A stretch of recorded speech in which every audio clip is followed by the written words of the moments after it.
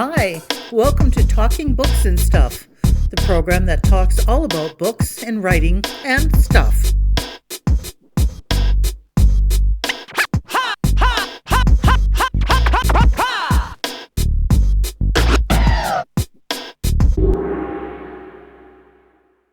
Here's your host, Dennis Rimmer. Welcome back. It's Talking Books and Writing and Stuff, and today we're talking about books and writing and all sorts of other stuff with one of the greatest hockey players Canada has ever produced, in goal or otherwise. Sami Jo Small, thank you very much for putting up with us today. Hi, Dennis. Thank you so much for having me on. I appreciate it. We appreciate having you here. I'm looking at the book right now, Sami Jo Small, The Role I Played. And you were a goalie on the Olympic hockey team, but that's just one of your many. Are you actually an underachiever? I just enjoy doing. I mean, a lot of the stuff that I've done has just been a lot of fun. So I've been very lucky to be in pretty exciting circumstances, I guess, where I'm surrounded by these people that, most of my friends have more medals than I do. So I feel like the underachiever. Oh, really? Well, let's just do a quick background check here on Sami Jo Small. Grew up in Winnipeg, went to French immersion school all the way through, won a speaking contest in French, and you played how many sports? Maybe a million? I played pretty much everything that was offered. My poor parents were taxi cab drivers most of the time. That's what you say in your write-up here about they gave up their taxi driving after all those years. And you went to Stanford University, but most people would think it was for hockey, but it wasn't. It was for throwing a spear at things? That's right. Yeah, I went before there was scholarships or really opportunities available for women in hockey. It wasn't an Olympic sport. So hockey kind of couldn't be a part of my future. And I did track and field and happened to excel in two sports of discus and javelin that no coach has to travel to Winnipeg to see you do it. So I just had a distance that I could kind of shop myself around and was lucky enough to end up at Stanford. And what an exciting opportunity that was. And that's, it's a pretty elite school, to say the least. And you took mechanical engineering. What led you to that field? Well, I started in pre-med. I think that's what I thought smart people did. But I soon realized that it's much better to follow your passions. And I took just an intro class in engineering, just sort of as a side course, and you got to build stuff with your hands, and you got to manufacture things and make things in the wood shop and carve. And I just thought that was, I didn't know that this was a real thing. I actually didn't know what engineers did growing up. I didn't know that they manufactured pretty much everything in the world, designed things. And so I ended up in design within the School of Mechanical Engineering. So I still had to take all the math and physics and all the hard stuff. But I mean, we got to do art and photography and got to pour metal. I mean, it was just, I felt like it was so fun. I wasn't in college. And here I am with a engineering degree in the end of it. So it certainly was not easy. Like you said, I was there with some of the brightest minds in the world, really. So getting used to being average at times, I think, was difficult for more Stanford students, but it certainly is humbling and makes you just realize that you can learn from everyone, including your peers as well. And when you were at Stanford, you played club hockey, I understand. I did. They didn't have a women's team, and it really was not my first sport. So I didn't actually ask the track coaches if I could play. So that was I got in a little bit of trouble for moonlighting on the men's hockey team. However, that hockey team really was my solace, I think. It was just, an hour or two away a week of just being able to not answer to anybody. I wasn't a scholarship athlete. I wasn't an engineer. I could just go out and play. And there was no end goal to it, really. It wasn't about making the national team. It was simply about helping the team and getting on the ice and getting away from campus for a little bit. So I think, that kind of rekindled my love of the game. And when I had the opportunity to try out for Team Canada, I really hadn't left the game for too long, even though I was kind of toiling away in obscurity. I had this amazing experience at Stanford where I had 20 men on the team that really became like brothers to me, that really supported my journey in hockey. Now, going back to the early days of hockey, you always played on boys' teams, and I guess when you're 7, 8, or 9, it doesn't really matter that much. But then you get to be 12 and 13, grades 7 and 8, and things kind of change, and yet you still had no separate changing room. Is that right? Well, there really wasn't that option. And it's interesting because I didn't have the choice to play girls hockey. I don't know what I would have done had I had the opportunity, because I see young girls getting the chance to play with their peers and playing in tournaments, and now it just seems like it's such a different experience than I had. But you're right, I was in the boys' change room and I was with the team. I actually didn't feel like it was much different than when I was 7 and 8. The only difference was that guys would, on my team, had been there throughout the whole journey. So rather than change right in front of me, they would go to the bathroom and do it. So we all had sort of our routine so that we would keep our privacy and yet still be a part of the team. And I think had I changed in a broom closet or in a bathroom somewhere, I wouldn't have felt that kindred spirit of team that I really felt being in the dressing room. And yes, I learned to change very fast after the games before they headed to the showers. So I became a very quick dresser and a very fast changer, but I never felt like I missed out. And even when I went to Stanford, initially I did have my own change room, but gradually the guys started to realize that I had way more room than everybody else. So they started to gravitate over. And I mean, hockey is very easy to have various different genders in the same change room because there is a separate bathroom. So it is easy to do, and I think it's easy to include people within the game of hockey because of those things. And growing up, were you always a goalie, or did your first tournament was when you played defense, I understand? Well, I was a player initially. I think I wanted to be the goalie right away, but my parents didn't want to buy the equipment. So my brother got to try goaltending when he was 9, and so I knew that when I was 9, I would get the opportunity to play if I wanted. And so I begged and pleaded with my parents, and so it was at 9 that I became a goaltender. And then the tournament you're talking about actually occurred when I was 13, and it was my first women's tournament. And I'd never played with girls before. And it was for the Canada Games. It was the first time that women would be included in the Canada Games, which is this multi-sport event that happens in Canada. And now a very big deal for hockey, a very big deal for athletes. At the time, as a young athlete, I didn't know that. And so I went to tryouts as a goaltender. And to be honest, most of these girls had not had the opportunities that I had had. So they were all new to the game. And so it seemed a little bit slow. And I thought, maybe this just isn't that much fun. And so I came back the next time trying out as a defenseman and ended up making the team as a defenseman for Team Manitoba, went to the Canada Games, and then realized just how big of a tournament this is. And the winning goal at the tournament was scored by none other than Hayley Wickenheiser. Cassie Campbell was there, all the big names, but, of course we didn't know those names back then. But this is where the first Team Canada roots really were established. And there I was, not even playing my own position and playing defense. But, I had a blast. I can't say that I was that good necessarily, and I might have contributed a little bit more as a goaltender, but I certainly had a great time. And that was my first exposure to even seeing another girl that had the passion for the game that I had. That was really special to know there was others out there like me. And even though some of my teammates were brand new, most of them just had never got the opportunity to play growing up. So this was their first chance. Even though they loved the game, this was their first chance. So, lots of those women are still good friends of mine, still to this day. And we still laugh about the fact that I didn't even play in net in that first tournament. Well, I have an autographed Team Canada jersey sweater. I call them sweaters. I hate the term jersey. That's a cow or it's a chocolate bar. But anyway, it's number either 24 or 26, and I can't read the writing, so maybe you can help me out with one of those two. Do you know those numbers? Well, if it was 24, it would have been Kelly Bouchard.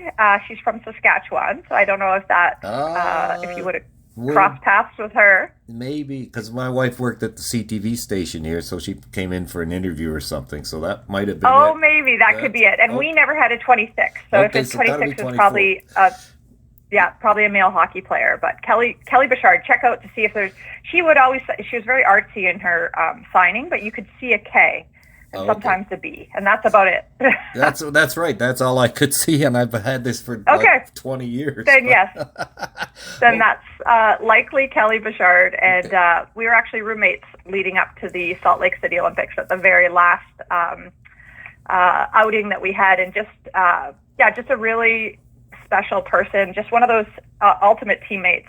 She was from Sedley, Saskatchewan, I believe, and has gone on to coach at the University of Calgary now and coaches women's hockey there. All right. Mystery solved. Thank you very much. Mystery solved. There you go. Sami Jo Small does it again.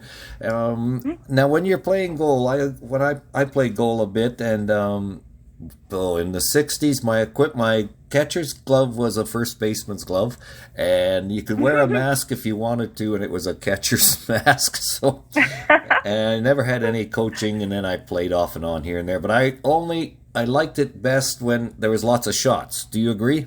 Mm-hmm. Yes, I think every goalie would attest to that. You're in the game. The hardest games are sometimes to play for a really great team, and that's at times what was hard to play for Team Canada.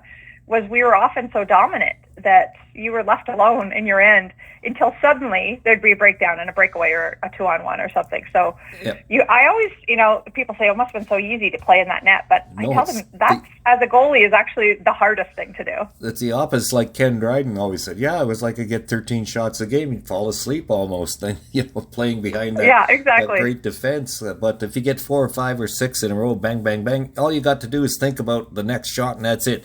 You can't fret about this or that. But my big when I was playing, I just got so nervous and anxious that I just couldn't enjoy it anymore. So I don't do it. I don't do that anymore. I play with a bunch of old guys. We got an over 60 hockey league in Saskatoon. Oh, that's amazing. That's awesome. And they have it certainly is a lot of pressure on the goaltender, that's for sure. Yeah, except our guys, we don't care.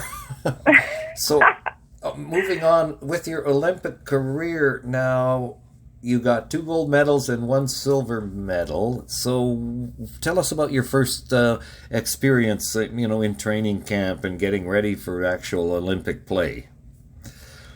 For sure. So my first experience was actually the 1998 Olympics in Nagano, Japan. And it was the first time women's hockey was in the Olympics. And there's a couple chapters in the book where I talk about the circuitous way that I got there, which is not really how young girls get there anymore. But my story to getting there was actually, I was a track and field athlete competing at the national championships, expecting to make what was the next level of track and field, which was the senior team. So I had competed on the junior team for Canada. Was really hoping that I could crack the senior lineup, and ended up triple faulting in my specialty at the time, which was discus. And so I was a little bit disappointed and decided to take the rest of the summer off track and field while I was, getting ready to go back to Stanford. And during that time, decided to go visit a friend of mine in Calgary who was living there, going to the University of Calgary, and stayed with her for a bit and saw that there was a notice for a women's hockey camp. Just simply a summer camp for women. And so I decided to sign up for it. I'd never really been to anything like that before. And when I got there, I realized it was more girls than women, so a lot younger, and I was 19. I still had a good time, but at that camp, one of the coaches asked if I would want to go and goaltend for some morning sessions for some of the women preparing for the Olympics. And so I said, sure. That morning I got picked up by Haley Wickenheiser in her little VW bug, and we carted out. I didn't know who she was. We carted off to the rink, and I got to play alongside these women and many men that were preparing for their NHL schedules, and just had a blast. It was a great time. Didn't think much of it. Went home, and then when I was home in Winnipeg, got called by Wally Kozak, who is basically was a mentor to all of the Olympic coaches at the time. Also, I believe originally from Saskatchewan, and just one of the patriarchs of hockey in Canada, and asked me why I wasn't trying out for the team. And I indicated I was a track and field athlete, I kind of thought that he thought more of me than he really should have, and I kind of dismissed him. And he said to me, "No, you should be here. You should come try out." And so I just kind of took his word for it and took a leap and went and tried out for that very first women's Olympic hockey team. Now, there was a little bit more to it than that, but that's basically what it was. Ended up making the team as a third string goalie. And so I was a rookie on the team, meeting these incredible women that had dedicated their lives for this opportunity to play in the Olympics. This was the first time ever. And so unfortunately, despite all the hard training, we didn't win that very first Olympic gold medal. But what I remember about, well, the final was a close game. Menno Réaume, who had played for Tampa Bay in the NHL, she was in net for us. And she played an incredible game, but we ended up losing 2-1 with an empty net goal. And it was such a close final. But what I now remember all these years later about that 98 team was just the incredible pioneers on that team. The women that really had sort of pushed every barrier within their towns, their communities, the country, to play the game and to be seen as athletes. And many of those women are now very prominent within sport in Canada and are really should be better known, but really are the reason that we can all stand on shoulders of those giants that played the game back then. So that was really special to be a part of that very first team. And your book, Sami Jo Small, is The Role I Played. So expound on that. What do you really mean by that? Well, I talk in the book about the 3 different Olympics and the different roles. So as I mentioned, the first time at the Olympics, I was a third string goalie. So my role was more in a support role, there to lend assistance when I could, to try the best you could on the ice. But to bring that energy, that positive spirit that rookies tend to bring to teams. And then the second Olympics in Salt Lake City, I had been thrust into the number 1 starting position as a goaltender for Canada. So the goalie that maybe is more in the limelight, that is making the big saves, that really is making a difference for your team. But then in the end, and I don't want to give away the book, but most people would know this, in the end, I don't play in the Olympic final. And my goalie partner, Kim St. Pierre, the other goaltender, plays in that Olympic final. And coming to terms with that, trying to support her while still reconciling the feelings of failure that I had.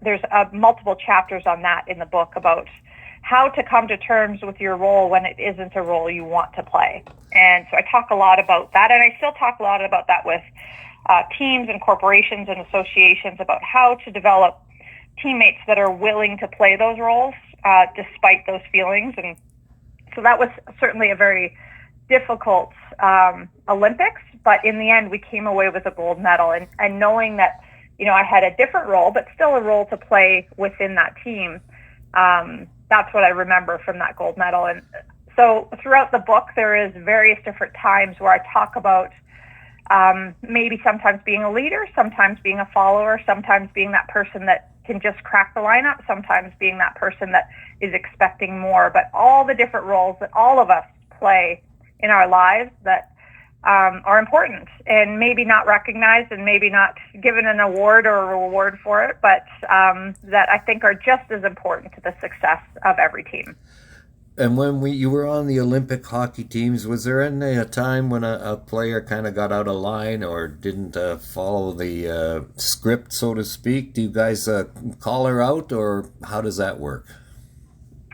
Sir, I mean, if you could just imagine 20 women all in the same room at various different times, from different ages, 20 to 40.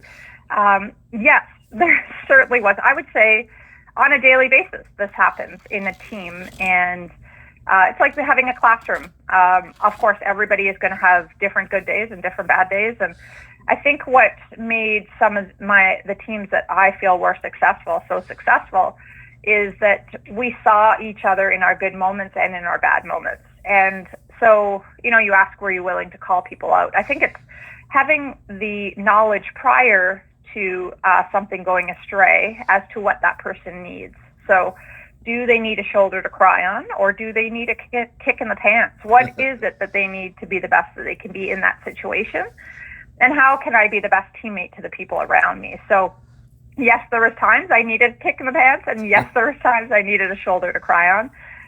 But I think that is what develops those strong bonds amongst teammates, is knowing that line and when to push and when to pull, and ultimately just having that care and love for each other within the room. I think is just so important, that we don't have to be best friends, but we certainly have to respect each other.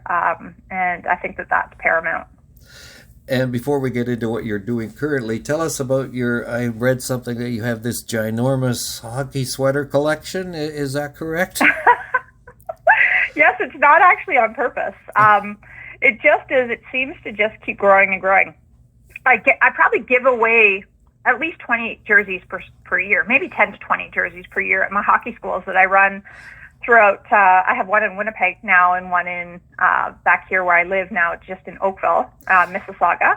But I used to run them camps right across the country. And everywhere I go, I give away prizes to kids. And my camp in Winnipeg has 160 kids. I have another 60 here in Oakville, goalies. And at all the camps, every kid gets a prize. And every year I'm like, I'm going to run out of prizes. But every year I'm doing out there doing so many different events. And often there is a jersey associated with it.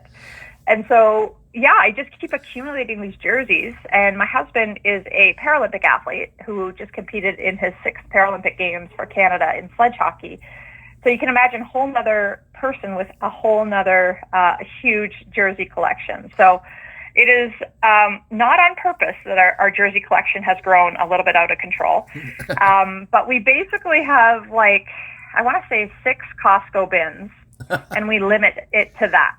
So anytime we get a new jersey, if it's something that is near and dear to our heart and special enough, we will keep it and replace it and take one out of the boxes, but it can't get bigger than that. So we now often try to find jerseys that resonate with people. In fact, we were not too long ago, probably 4 years ago, we were in Lviv, Ukraine, and doing an event with the local teams and the local women's national team, and had a jersey from them. But having growing up in Winnipeg and having so many Ukrainian friends, I ended up giving that one away. When things I think will mean something to somebody else, I want them to share in it as well. So things like that, we try to give them away, but yes, we still have a huge amount of jerseys. And funnily enough, none of them are on display in our house, but I try to wear them when I go play shinny all the time, just to be able to bring them out. And when you go play shinny, do you play gold or do you play everywhere? So I now play on 3 teams. I play on 2 women's teams here locally, and it's rec hockey, so we're in full gear, and I play. One is on D and one is on forward, and I love them both. And then shinny is actually outdoors with no equipment and just helmets, so no goalies.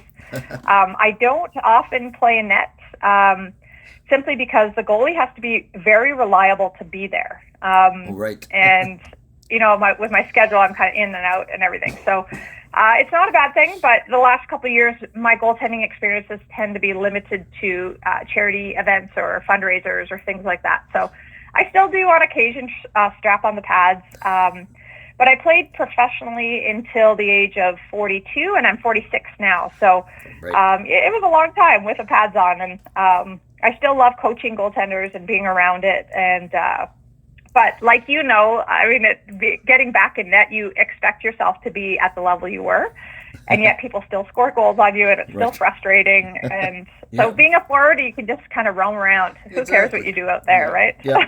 Yeah, you play goal, you make 2 mistakes a game and you lose, and you play forward, you make 100 mistakes, nobody cares. Exactly. So what's Sami Jo Small is with us. What's a typical day like for you? And your husband is Billy Bridges, and like you say, he's got lots of medals. Your house must be crowded with gold medals and silver medals. But what's a typical day like for you, if there is such a thing? That's the biggest.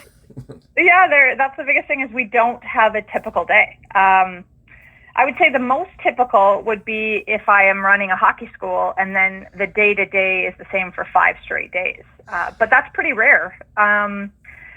Yeah, I would say that I work as full-time as a professional speaker, and that's what makes the days so non-typical, is that professional speakers, I probably give about 50 to 70 presentations in the year.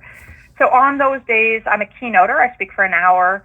Now that travel is coming back, I'm starting to travel a little bit, but most of those have been virtual. So in my office, working for essentially about an hour or two online, where I'm presenting to the group, or if I'm in front of a group, I can drive there or fly there.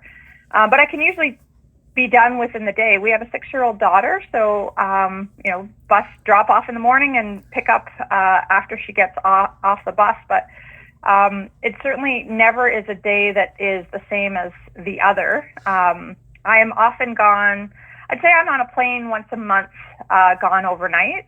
But other than that, for the most part, Billy and I are here. He's training full time. But because the sledge hockey team doesn't have club teams like women's hockey does, they often are getting together. So he's either a full-time dad, or about once a month for a week he's gone to a training camp, and then he's gone. And then I'm a single mom. So we kind of play off each other, and we often get to be together as a family. I feel like we are so grateful that we've got to create this amazing life that we love, and get to travel when we want to travel, and still play the games that we love playing, and yet still be in our daughter's life. So I feel like I found this amazing job that I love, where I mean, as you can tell, I love to talk. So yes. I get to basically just talk to people and tell stories. And I just love it. I know that at any moment it could be done, but I love that I get to be in other people's lives and get to meet new people on a weekly basis. And so is there a typical day? There never really is. I mean, my 2 puggle dogs, we have 2 dogs, Sochi and Backup. And Backup is named as the second dog, or the backup goalie. Right. And so taking them for walks, and trying to fit in emails here and there, and clients and calls and all that stuff. But trying to participate, I guess, in the community as much as we can. And guys calling you at the wrong time on the wrong day, but that's another story. That's okay. We just got to have this debrief prior to this, when Dennis called me and just wanted to meet me the day before at the exact same time. Right.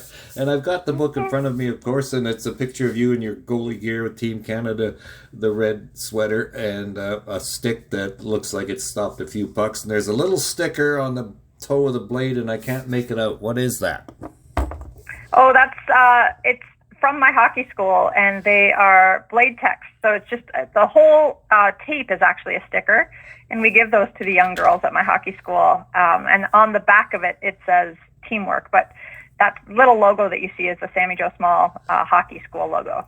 Oh, I can see it now. So, and you have a website, of course. So, of course, you can plug the website, which is just samijosmall.ca. If you just Google it, it makes it easy to find. But if anybody out there has read or is reading my book, I would love to hear about it.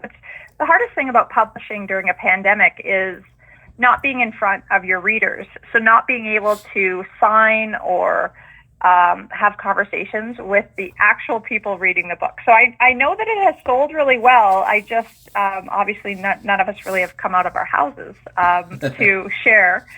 So I also have said that if anybody would like a sticker plate with an autograph, free of charge, I would love to send that to whomever happens to have a book or wants to give it away. So you can also go on any of my social media handles or on my website to get one of those free of charge. And that's Sami Jo Small, and your spelling is a bit different, Samijo. So is that short for something, or is that just your name?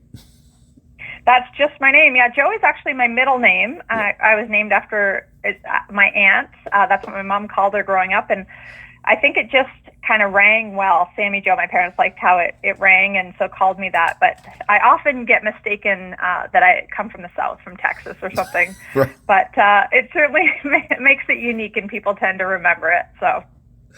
Oh, merci beaucoup, Sami Jo Small. Thank you very much for being with us today.